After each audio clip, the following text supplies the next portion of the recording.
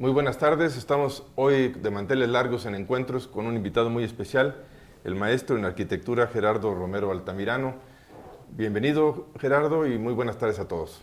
Gracias por la invitación y saludo con mucho gusto a todo el auditorio. Encantado de estar aquí. Muchas gracias, maestro. Pues normalmente en este programa de encuentros tratamos de encontrar quién es Gerardo, qué ha hecho, dónde nace. Si nos puedes hacer una pequeña relatoría desde tu nacimiento, porque yo recuerdo, pues a ti te conozco ya más recientemente, pero a la familia de tu papá y de tu mamá, pues los conozco de toda la vida, porque eres queretano de los que llamamos en extinción, y recuerdo mucho que los altamiranos nos ganaron en número de hermanos, porque nosotros fuimos 12, pero creo que ustedes fueron mucho más, ¿no? Bueno, los hermanos de tu papá, de tu mamá. Sí, así es, y con mucho gusto para no aburrir al auditorio con cosas muy personales.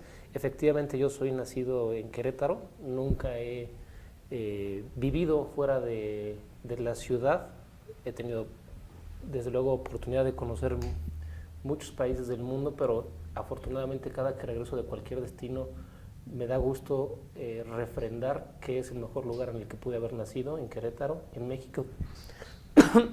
Y pues tener la familia que tengo, efectivamente. Mi madre, Altamirano, tuvo 16 hermanos, mi padre tuvo 10 hermanos, la mayor parte de ellos todavía viven, y ya se imaginará que es una familia típica queretana, muy grande, muy extensa, que constantemente está conviviendo, constantemente estamos teniendo reuniones sociales, porque de alguna manera pues así es la queretaneidad, como le llamamos los que hemos decidido permanecer aquí.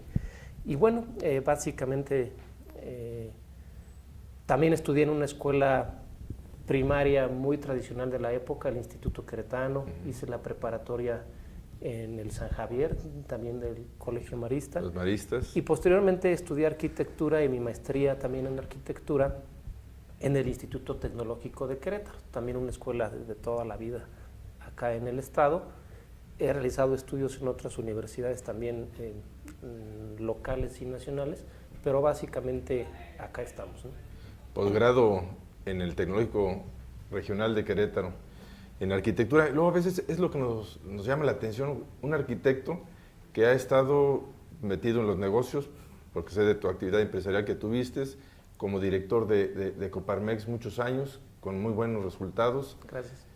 Platícanos un poquito de estas etapas, porque también tuviste un despacho tuyo. Así es. Propio de diseño, de construcción, me imagino.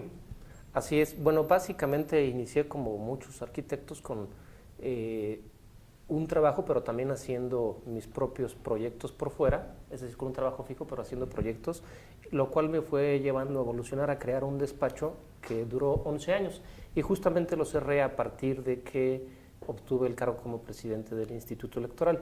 El despacho me permitía tener paralelamente la actividad como director de Coparmex, donde duré 6 años, y evidentemente es una organización, usted la conoce también, usted la presidió, donde se alimenta el espíritu emprendedor y donde además se pueden hacer muchas cosas positivas con gente que generalmente está buscando hacer algo positivo por la sociedad, consejeros. ¿Tú logras que en la Coparmex se inscribieran muchísimas empresas? Y recuerdo el crecimiento exponencial en cuanto a número de socios. Bueno, yo creo que eso depende de una dinámica favorable que estuvieron ahí en un muy buen grupo de consejeros que se generó a partir de que yo entré. Sí, evidentemente tenían unos 300 socios cuando tomamos las riendas, lo dejamos en cerca de 800, siendo el tercer centro empresarial más grande de la República, solo por detrás de Nuevo León y Jalisco, que evidentemente por la dimensión pues era muy difícil alcanzar el número de socios. Y bueno, ahí evidentemente se empieza uno a involucrar sí o sí en emprendimiento, en hacer empresa, en contribuir con la educación. Usted sabe que hay muchas universidades contribuyendo con Coparmex, y en algún momento de esta etapa vino una convocatoria que realizó el Instituto Nacional Electoral, donde el propósito era integrar estos institutos electorales locales. Yo atendí la convocatoria movido principalmente por hacer una actividad que pudiera trascender al quehacer estatal, Y afortunadamente fui pasando las diferentes etapas, y algo de lo que recuerdo que me llamó la atención fue que la propia convocatoria decía que el consejo que hoy presido tenía que ser multidisciplinario, por lo cual no se esperaban solamente abogados o politólogos, sino que justamente el consejo del órgano electoral tenía que tener diferentes puntos de vista. Y hoy, pasados 3 años y medio, creo que lo entiendo a cabalidad por qué debe ser así. Efectivamente, la ley está ahí, pero los colegiados tenemos que ver, además de la ley, diferentes enfoques para que las cosas funcionen en lo que estamos haciendo. ¿Estás contento? Sí, definitivamente sí. Estoy contento porque me tocó, evidentemente, también trabajar en un estado donde, si bien no es fácil realizar las elecciones, jamás va a ser fácil ser el árbitro de la contienda, sí hay condiciones favorables para que el árbitro haga su trabajo sin mayores complicaciones que en otras entidades sí vemos, ¿no? A veces digo que difícilmente habrá condiciones en Querétaro como los hay en otros estados, donde además de lo estrictamente legal y de lo estrictamente político, hay que sortear otro tipo de obstáculos para poder tener elecciones pacíficas, claro, elecciones ordenadas, elecciones transparentes. Y afortunadamente en Querétaro, y lo digo con toda naturalidad, en esta elección no tenemos ningún foco que nos preocupe para que podamos desplegar todo el operativo técnico que tiene que haber el 1 de julio de este 2018. Pero antes de seguir adentrándonos en tu nueva actividad, que es el Instituto Electoral del Estado de Querétaro, a mí me gustaría un poquito platicar, porque estamos en esa parte de la entrevista, ya nos dijiste que estudiaste en el Queretano. ¿Cuál era tu materia favorita? ¿Jugabas fútbol? O sea, un poquito más que sepamos cómo era Gerardo, porque sé que te gustaría volar, pero todavía no se puede. Ya casi con los drones se va a lograr, ¿no? Bueno, realmente no fui muy ágil para los deportes, o tal vez el nivel de competitividad en las escuelas en las que yo estudié era muy alto, pero desde luego que me gustaba jugar fútbol. Yo creo que es el deporte nacional y eso se traducía en todos los espacios. En el Queretano, en el San Javier, siempre estuvimos por ahí jugando fútbol. Me gustaban también las actividades artísticas. Hice teatro en la prepa del San Javier en un grupo muy padre que había de comedia musical. También me gustaba mucho participar en talleres de oratoria, en talleres de poesía, en los concursos de esa naturaleza. ¿Qué más me gustaba? Estuve en la sociedad de alumnos, evidentemente, tratando de fomentar la actividad. Esa es la parte a donde yo quería llegar, porque conociéndote y viendo tu historia, pues tú tienes madera de político y ahora estás de árbitro de los políticos. Pues yo más bien creo que tengo materia de ciudadano, ¿no? Me gusta el tema de la educación cívica. Siempre estuve en la escolta de la escuela, en primaria, en secundaria. ¿Nunca has sido maestro? De clases no, nunca, aunque tampoco lo descartaría. Me gustaría en algún momento la academia, participar en la docencia. Constantemente estoy tratando de estudiar algo, ¿no? Ahorita estoy estudiando mi segunda carrera, pero también he tenido constantemente diplomados, cursos. ¿Qué estás estudiando? Justamente Derecho, ¿no? Y lo digo así porque me gusta entender más a la mayor parte de la gente con la que trabajo. No sería como a ti te pasó como a mí. Yo quería ser abogado y me convencieron mejor de estudiar otra cosa, porque había muchos abogados. Bueno, no necesariamente me veo en esa posición, pero sí creo que es una herramienta para desarrollar mejor el trabajo. ¿En qué semestre vas? Haciendo. Voy en sexto cuatrimestre, así es. ¿En dónde lo estudias? En la Universidad del Valle de México. ¿En línea o presencial? Ejecutiva en línea, efectivamente.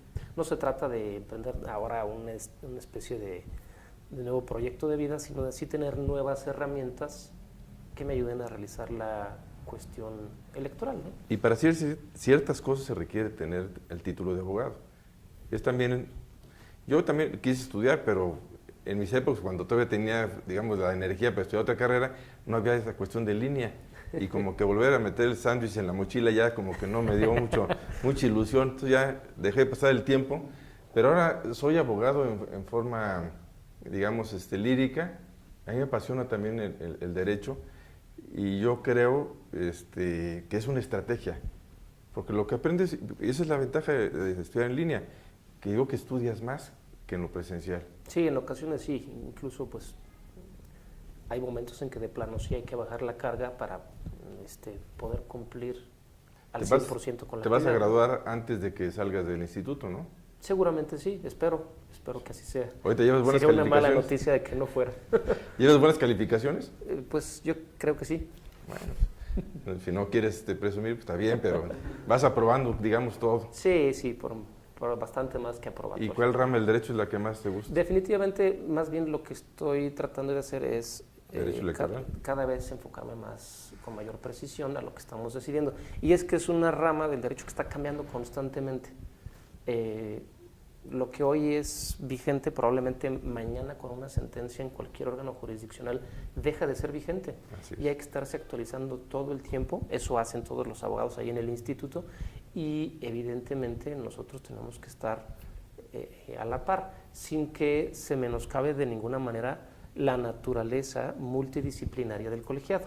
Es decir, yo no tomo las decisiones jurídicas del instituto, para eso hay un equipo enorme de abogados en una dirección ejecutiva de asuntos jurídicos, en una dirección de educación cívica, en una dirección de organización electoral. Es decir, hay una estructura técnica que realiza todos los análisis jurídicos.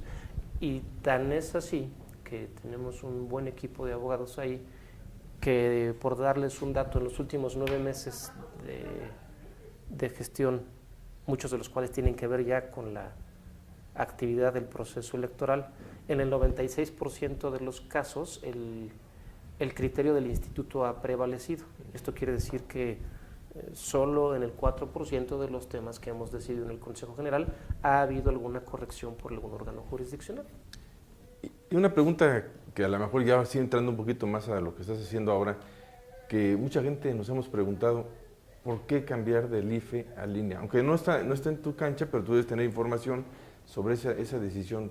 ¿Por qué fue? Bueno, esa parte ya definitivamente a mí no me tocó desde el interior de las instituciones. A mí me tocó atender ya una convocatoria del INE, donde sí efectivamente lo primero que hubo que comprender y además trabajar en ello es en esta gran reforma del 2014. Es un hecho que a lo mejor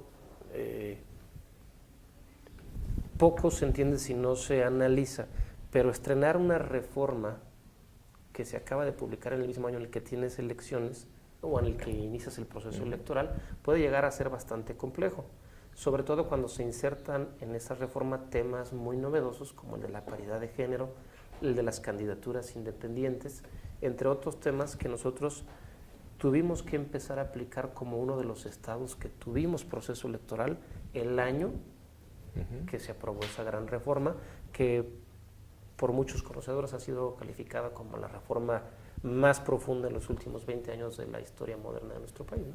¿Y a ti en lo personal te parece que fue buena la migración del IFE al INE?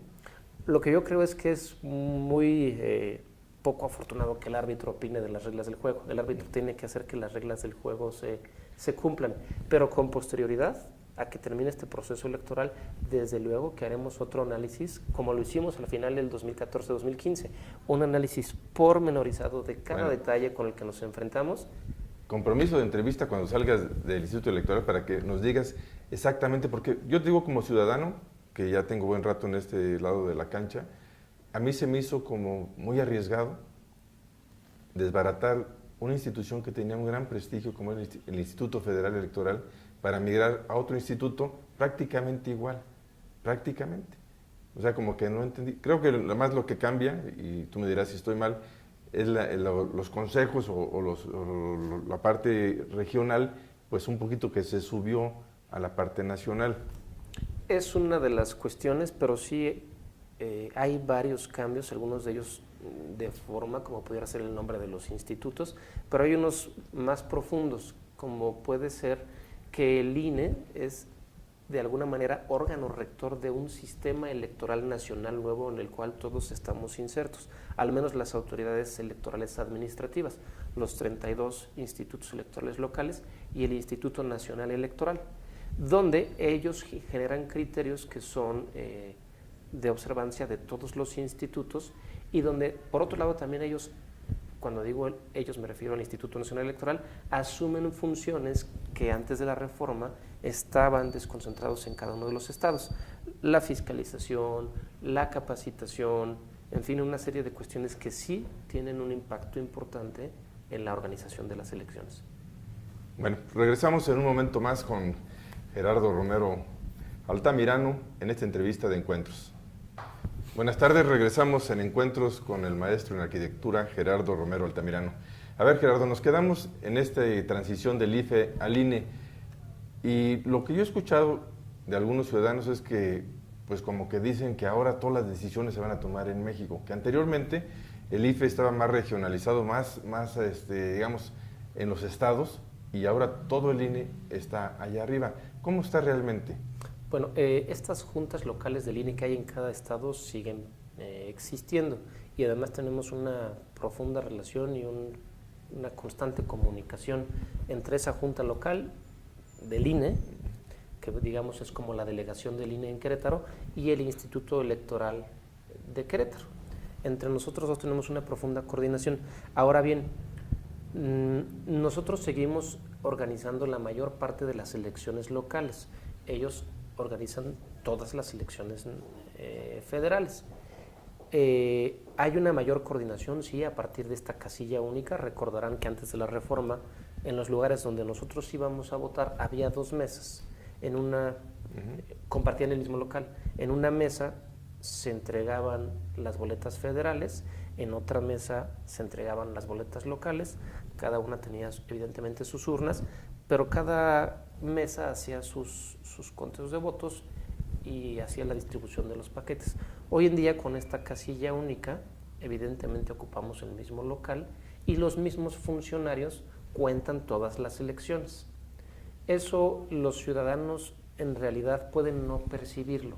Lo de las 2 mesas pues es muy claro, pero las funciones de antes y después de la jornada electoral es función absolutamente nuestra y responsabilidad nuestra de que funcione.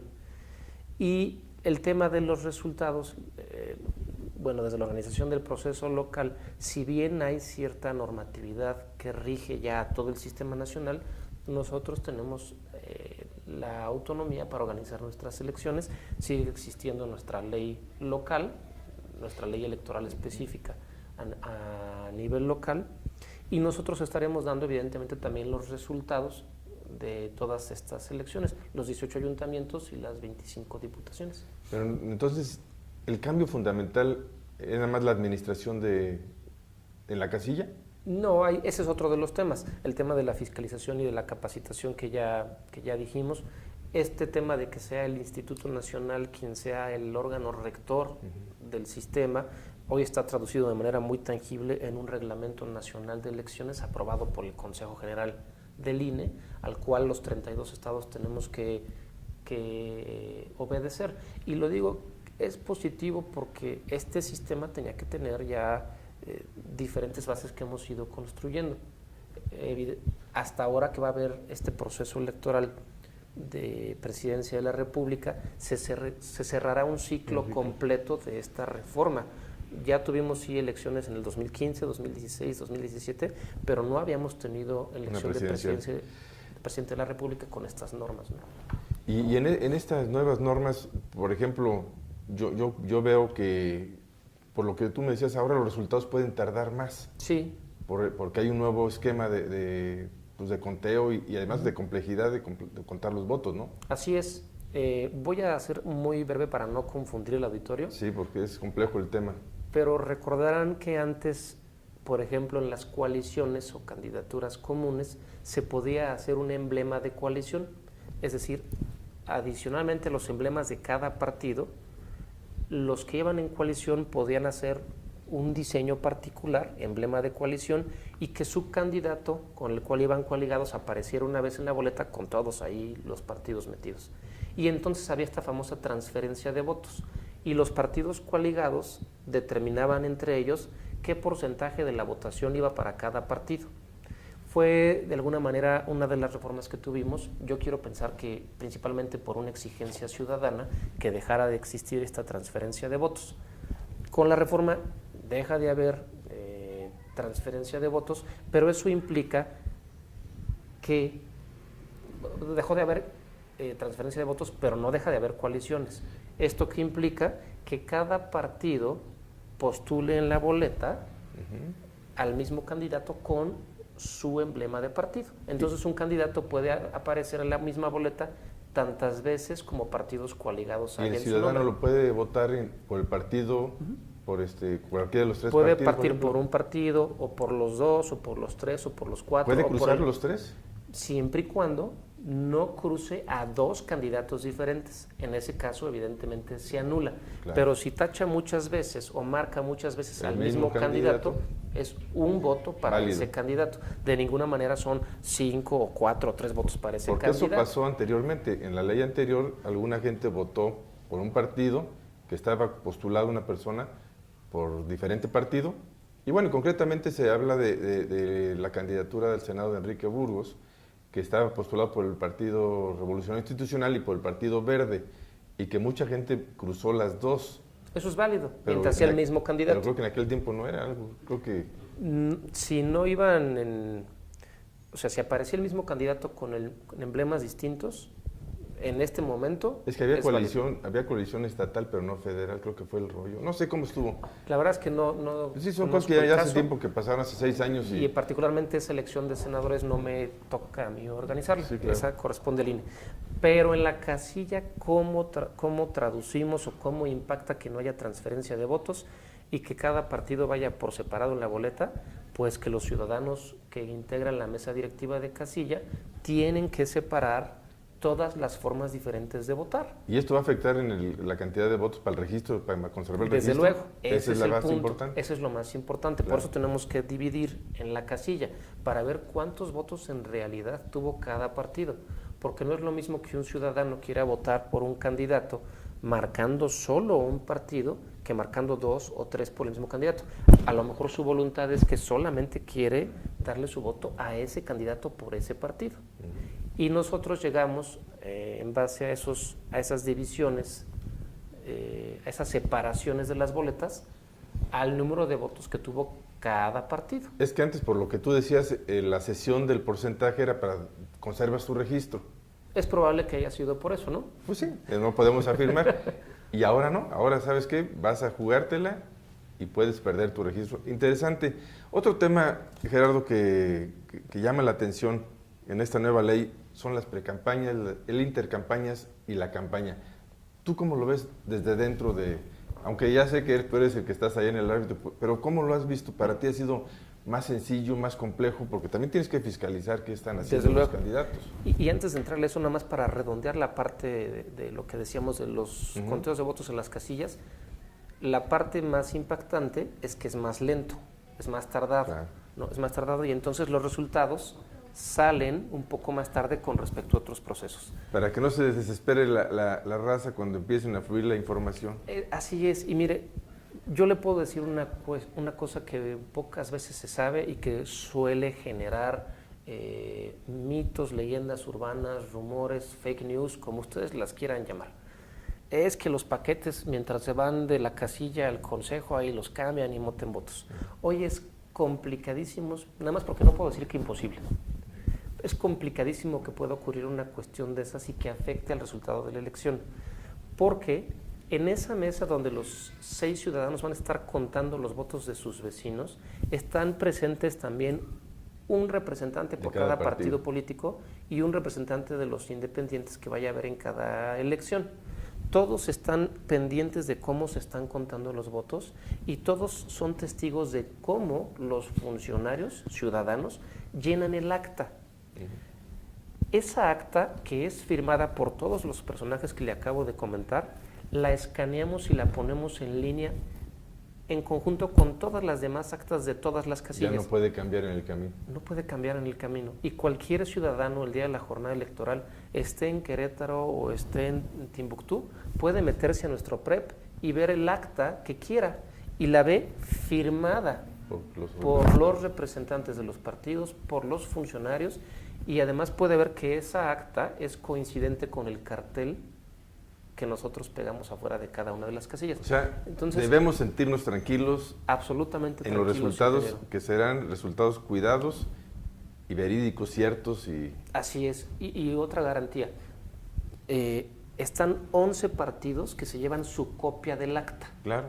Se llevan su copia de los resultados. cualquiera en la casilla cualquiera de los que están integrando la mesa directiva de casilla y los tomar representantes pueden tomar la foto al acta y la pueden enviar cada uno a sus búnkers y simplemente que hagan un Excel. Los resultados tienen que ser coincidentes entre lo que sale su Excel y lo que nos va a salir a nosotros el miércoles. O sea, en concreto, la urna que se contó y se hizo el acta ya no se abre, salvo que haya impugnaciones. Bueno, la urna sí se abre para que cuenten los votos y después se integra todo en un paquete electoral que se va a nuestros consejos. Ese paquete está diseñado para que en el exterior se vaya la copia PREP del acta que llenaron todos en la casilla, de tal suerte que cuando el ciudadano llega a nuestro consejo, esa acta se la entrega al presidente del consejo y puedan ver los resultados y la puedan escanear y subirla al PREP. Pero es hasta el miércoles siguiente, en los cómputos, cuando se abren los paquetes, se analizan las incidencias e incluso ven qué casilla se tiene que contar voto por voto. Bajo la complejidad que estás manifestando, Gerardo, ¿en qué tiempo esperamos resultados en la elección de 2018? Yo les diría que sí, evidentemente estamos realizando ese tipo de cálculos, ese tipo de estimaciones, pero lo que les puedo decir es que tengan la certeza de que lo que van a ver está basado en legalidad y en un sistema construido por ciudadanos. Pero no va a ser de inmediato por lo que estamos. No va a ser de inmediato. Las casillas cierran a las 6 y hay que calcular que además de que hay gente que todavía puede votar porque estuvo formada todavía dentro del horario permitido, tienen que terminar, tenemos que hacer el conteo de los votos de 5 elecciones en el caso de Querétaro, se tienen que llenar las actas de estas 5, los ciudadanos que llevan el paquete tienen que llegar a nuestros consejos, escaneamos y el PREP se empieza a mover. Entonces, 3-4 horas. 3-4 horas por lo menos, digamos. Y resultados ya, digamos, más confiables hasta el día siguiente, yo creo, ¿no? Pues lo que pasa es que hay que recordar que el PREP son resultados electorales preliminares, claro, ¿no? Los cómputos son inamovibles y por eso después de los cómputos damos las constancias de mayoría a quienes ya resultaron ganadores de cada una de las elecciones. Pero esto empieza el miércoles. Otra vez, los cómputos, la sesión de cómputos, otra vez en presencia de todos los representantes de nuestros partidos que hay en Querétaro, otra vez con los consejeros de cada consejo distrital y municipal, se realiza este procedimiento de los cómputos y las incidencias ahí pueden ser atendidas. Oigan, en este tal paquete se nota claramente que está alterado, vamos a abrirlo.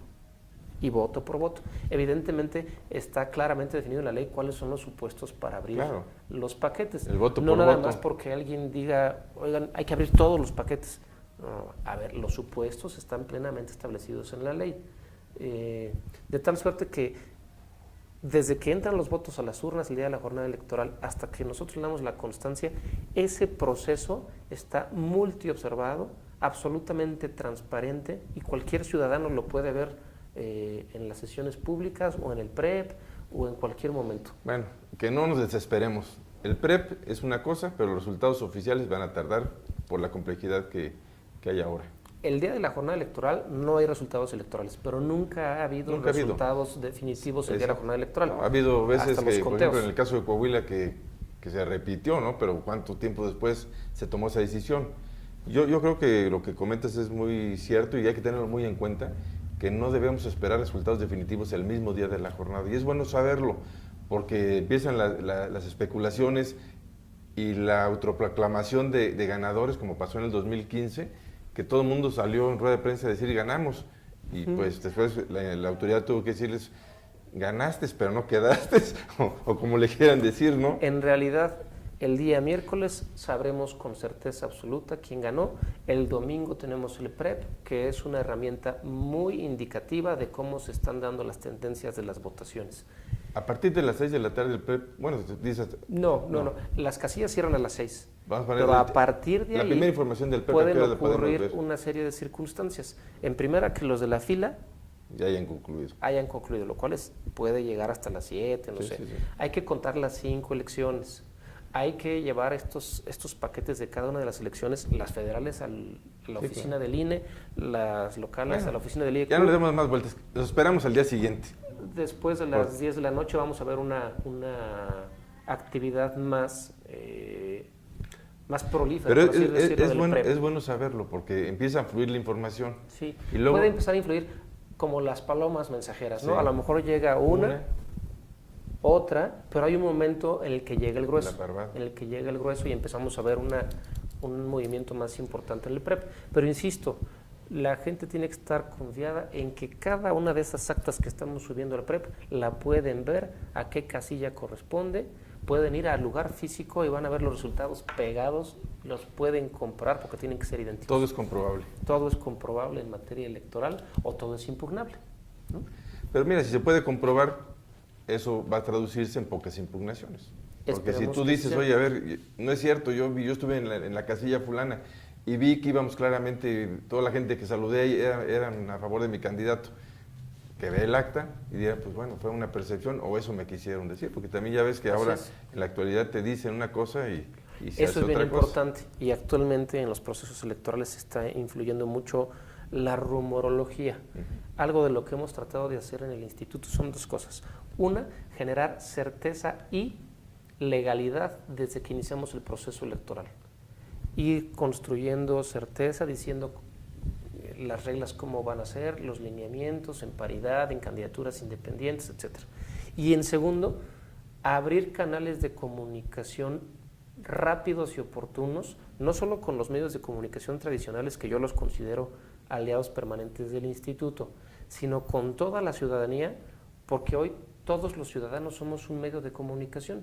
Tenemos un teléfono móvil con diferentes redes sociales, información que nos llega, información que podemos replicar sin comprobar y generar probablemente un crecimiento de una noticia poco creíble o atender un canal de comunicación que tengamos la certeza de que está arrojando información confiable para entonces sí replicarla y provocar que la gente esté enterada de datos. Antes de irnos al correctos. siguiente corte, yo sí quiero nada más preguntarte algo porque eso es algo que nos interesa a nosotros. Tengo entendido que el instituto te puede registrar para ser vocero o para ser difusor de resultados. Después me dices qué tenemos que hacer para que Radio 11 pueda apuntarse y de ser viable pues sea autorizado para que podamos difundir resultados en el proceso electoral de julio del 2018. Con todo gusto. Vamos a un corte, regresamos con el maestro en arquitectura Gerardo Romero Altamirano. Regresamos en encuentros con el maestro en arquitectura Gerardo Romero Altamirano. Nos quedamos en la parte de que debe haber calma el día del proceso electoral, dado la complejidad de que ahora hay que contar los votos en forma diferente y que además pues, va a haber casillas especiales. Todo lo que implica ahora un proceso electoral en una ley nueva, más complicada, más, no complicada, sino que hay que cumplir más requisitos para que no haya impugnaciones. Yo creo que hay que cuidar tanto el proceso que hay que hacerlo mejor, como dicen, despacio, pero bien. Detallado. Y que, bueno, el PREP empezará a fluir por ahí de las 8 o 9 de la noche y que los resultados definitivos los dará el instituto hasta el miércoles. Hasta el miércoles. Pero porque así marca la ley. Sí, claro. El día del PREP tenemos esta herramienta, pero los definitivos el día miércoles. Pero eso es muy importante para que no caigamos pues en que ya gané o que son estrategias, y lo comentamos fuera del aire, estrategia política de los propios candidatos o de los propios partidos, y que bueno, vamos a mantener la calma, vamos a esperar el día siguiente qué dice el resultado previo que va presentando el instituto, lo podemos consultar en la página, pero los resultados definitivos hasta el miércoles, que vendría siendo miércoles 4 de julio. Así es, los cómputos. Pero a ver, te me has escapado de la pregunta. No me, de las precampañas y después si quieres lo de la difusión de los resultados, que también. Lo de las precampañas, intercampaña y campaña. Justamente ahorita estamos en este proceso de intercampaña, que se encuentra, como es natural, que es lo tuyo, sí. Después de la precampaña y antes de la campaña está este periodo de intercampaña, donde no se puede promover el voto. No se puede ofertar políticamente la construcción de una idea para resolver un problema. Es decir, no se puede hacer proselitismo, ni a favor ni en contra de ningún candidato o oposición. En la precampaña se puede hacer dirigida a quienes van a elegir a los candidatos de los partidos. O sea, es una campaña interna, lo que es la campaña interna. Hay reglas que permiten que se hagan de alguna manera pública estos procedimientos porque los militantes o los simpatizantes de tal partido pueden ver esos medios masivos donde se suelen promover algunos precandidatos. Pero viene este proceso de intercampaña que es amplio, donde no se permiten ese tipo de expresiones públicas. Las personas que van a ostentar una candidatura pueden tener reuniones privadas donde traten asuntos de interés general, pero no pueden llamar al voto. Y tampoco pueden denostar a quienes van a ser sus rivales llamando a no votar por ellos. Después, el 14 de mayo, empezamos la campaña, que es justamente estos 45 días donde, con toda libertad, apegados a la ley, los candidatos y los partidos pueden hacer proselitismo abierto para llamar al voto a favor o en contra. ¿A ti te gusta la intercampaña? Sí, me gusta que se haya ampliado el plazo de la intercampaña, porque en el proceso electoral anterior, la precampaña y la campaña estaban demasiado pegadas. Y te lo pregunto como funcionario del Instituto Electoral, porque yo como candidato, como que arráncate y luego párate y estate ahí quieto, debe ser muy complicado, ¿eh? Ya yo creo que esto está pensado también en la mayoría de la población, ¿no? Que tengamos definido cuándo pueden venir las ofertas políticas, y también decía que la intercampaña sea más amplia, da mayor claridad. A ver, se acabó la precampaña hace mucho, no nos pueden decir que, no sé, que tal espectacular o tal spot o tal video se quedó rezagado de la precampaña, porque es un tiempo bastante largo para que bajen toda su comunicación y no constituya un acto anticipado de campaña. Entonces ya el día 14 podremos ver múltiples expresiones de propaganda electoral enfocada directamente a llamar al voto. Se hace largo el proceso así, precampaña. Bueno, la experiencia que yo tuve como candidato en alguna ocasión, pues sí, una precampaña muy larga. Si tú quieres una precampaña, a lo mejor fue de 4 meses y luego después ya la campaña. Bueno, pero no se le llamaba intercampaña, pero no estaba regulado. No estaba regulado, ese es el tema. Porque sí estaba, no podía salir porque no empezaba la campaña. Claro. Podías salir y pedir el voto y nadie te decía absolutamente nada porque no estaba regulado.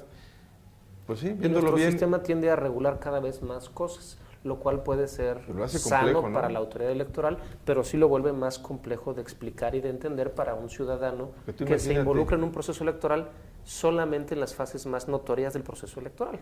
Entonces, por eso... ¿Y tú vigilas intercampaña?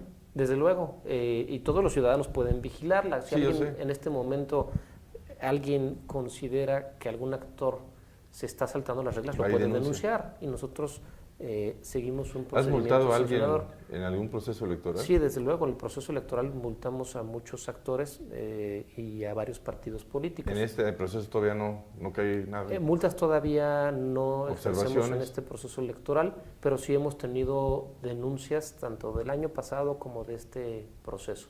Y seguramente, de este año, perdón. Y seguramente existe la posibilidad de que haya más, pero es una fase natural de los procesos electorales. Tú decías al principio de esta conversación, y coincido contigo, que Querétaro es especial, que no se espera pues mayor efervescencia ni mucho menos violencia en el proceso electoral, y eso lo comparto. Yo pienso que sí, aunque hemos tenido ya una afluencia importante de gentes de otras partes que en los 3 últimos años ha sido verdaderamente enorme. Claro. Claro. No tienes ningún foco amarillo. No tenemos ni foco amarillo ni mucho menos foco rojo, pero bueno, esta dinámica de las formas en cómo se llevan a cabo los procesos electorales, creo que de alguna manera es de las costumbres a las cuales se pueden habituar las personas que decidan residir a partir de cierto momento en Querétaro. Y voy a dar 2 ejemplos recientes que dan muestra de cómo la sociedad se involucra de manera distinta a otras entidades. Y yo no lo quiero calificar de que aquí seamos mejores o peores que otra cosa, pero sí hay situaciones que veo diferentes al resto de las entidades. El primer ejemplo, escuchamos estos pactos de civilidad en muchas partes, pero en la mayoría de los lugares se hacen entre los partidos y la autoridad electoral. En Querétaro se hace un pronunciamiento conjunto de civilidad y buenas prácticas electorales, donde la mayor parte de los firmantes son actores de la sociedad civil, organismos empresariales, federación de profesionistas, universidades, asociaciones civiles, los partidos políticos, la autoridad electoral, lo signamos hace unos cuantos días, 50 líderes de la sociedad queretana, representando a la mayor parte de esta sociedad queretana, que decimos, nosotros también somos parte del proceso electoral y todos nos subimos a este pronunciamiento por decir que queremos ver un proceso electoral en esta forma y no la queremos ver en esta otra forma. Cierto, eso no ocurre en todos los estados. No ocurre. Porque ya nada más es entre los políticos y aquí hay una gran participación de la sociedad desde mucho tiempo. Que exige, pero que también pretende cumplir su parte. Y para ser observador también hay que apuntarse. Claro, ese es otro de los ejemplos que bueno que me lo pregunta. Hay un procedimiento para ser observador electoral. Debe haber un procedimiento porque esto es meterse a las entrañas de absolutamente todo, como un pase todo acceso. Ajá. A todas las fases del proceso.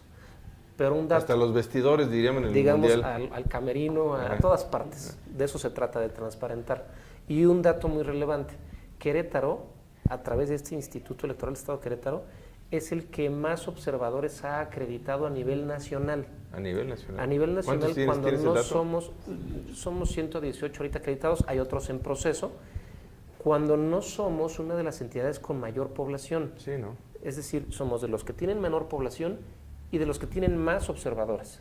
Esto habla de dos cosas. Uno, del interés de la autoridad por transparentar todas las fases del proceso electoral. Y segundo, lo más valioso, del interés de la ciudadanía por estar ahí observando. Eso te iba a preguntar, y aportando. Querétaro, ¿cómo se ha conservado en el porcentaje de participación ciudadana en el voto en las últimas elecciones comparado con el país? Siempre estamos por encima de la media nacional. Eso Siempre. es un hecho. Cercano al 60%. Las estadísticas marcan que cuando hay una elección presidencial, sube este porcentaje de votación y constantemente nos preguntan, oye, ¿cuánto espera el instituto que vote? Nosotros no podemos hacer pronósticos ni diagnósticos porque hay múltiples factores que inciden el día de la jornada electoral para que la gente pueda ir a ejercer su derecho. Pero lo que sí está en nuestra cancha es hacer absolutamente todo lo posible para que las condiciones estén dadas y que los ciudadanos se sientan absolutamente libres de ir a su casilla y absolutamente confiados de que su voto se va a contar perfectamente bien y que el que meta más votos en las urnas es el que va a ganar una posición. En este momento el que ya no tiene credencial ya no la puede sacar. Nueva no. En este momento ya no pueden sacar una credencial nueva. Todavía, sí. Hay algunos casos en los que si se perdió una credencial se puede dar una réplica, por así decirlo. Evidentemente el Instituto Nacional, en cuanto el ciudadano se acerca a pedir una réplica, da de baja la anterior, porque claro, se supone perdida o extraviada o robada o lo que sea, ¿no? La lista nominal es otro de los temas en los que hemos avanzado muchísimo. ¿Cuánto es la lista? El cuidado de la lista nominal y la información que hay ahí. Pocos datos en el país se cuidan con tanto detalle como la lista nominal. ¿Cuántos electores posibles hay en Querétaro? Aproximadamente vamos a tener 1.560.000 personas en posibilidades de votar. 1.560.000, válgame Dios, sí ha habido invasión. Dato curioso, menos de la tercera parte no son queretanos. Menos de la tercera. Menos de la parte. Algunos podríamos pensar que ya hay más personas menos de la tercera parte no nacieron en Querétaro. Menos de la tercera parte no nacieron en Querétaro. Bueno, es cierto, porque ya muchos tuvieron hijos en Querétaro, ya crecieron. Y ya son queretanos. Exactamente. Bueno, queretanos yo siempre he afirmado es el que decidió venirse a vivir a Querétaro y está aquí. Y hemos tenido fortuna porque a otros lugares que ha habido mucha migración no ha llegado la gente la calidad que ha llegado a Querétaro. Claro, y yo le diría, abonando esto del pronunciamiento conjunto, muchos de esos líderes que firmaron no son queretanos de nacimiento, son queretanos por adopción que están contribuyendo aquí y que además dicen, me adapto como se hacen las cosas acá y por supuesto que participo, por supuesto que vigilo, exijo, cumplo. Y mucho más trabajo para ti, ¿no? Porque dijeras tú, no hay tantos observadores, pero bueno. Pero a ver, esa parte con toda claridad, nosotros encantados porque se convierten en portavoces de primera mano de lo que está pasando.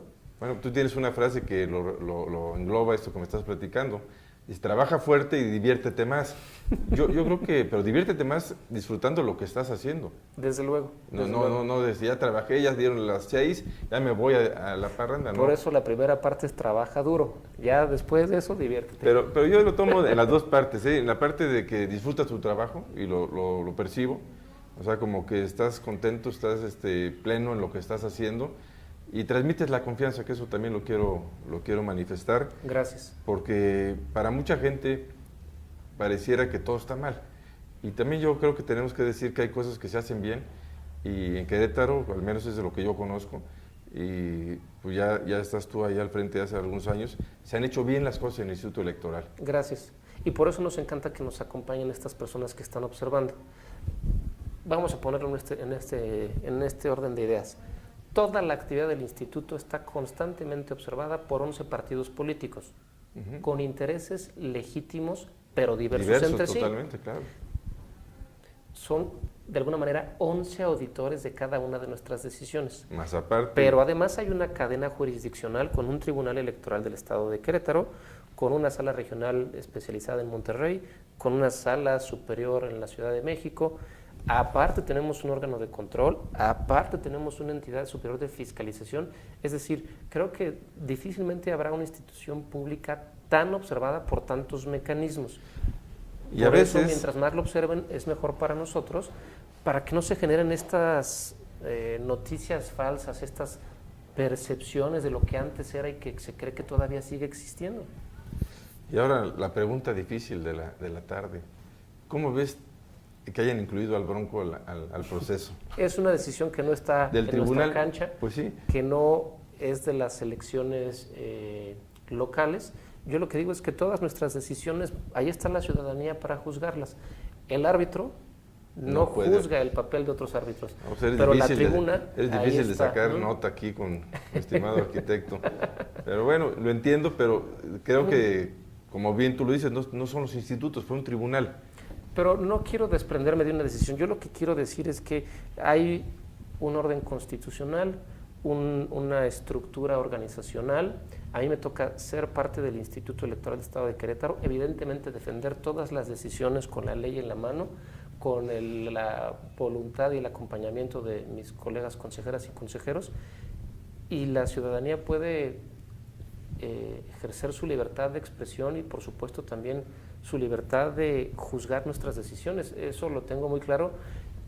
Y bueno, así es el papel de un funcionario público, ¿no? Como debe ser.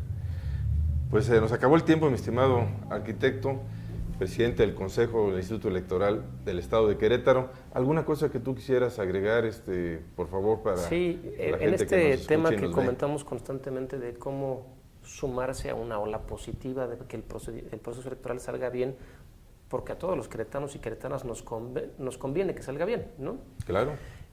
Hay un programa que sí me gustaría invitarlos que se llama Portavoz, en el cual nosotros estamos invitando a la gente a que obtenga información de una manera fidedigna, pero de una manera también amable y por un mecanismo actual, simplemente una lista de difusión de WhatsApp, donde el instituto manda infografías 2 o 3 por semana con las cosas que están pasando o están por pasar en el proceso electoral. Y replicarlas. Y que cada quien las pueda consumir y en el mejor de los casos replicarlas.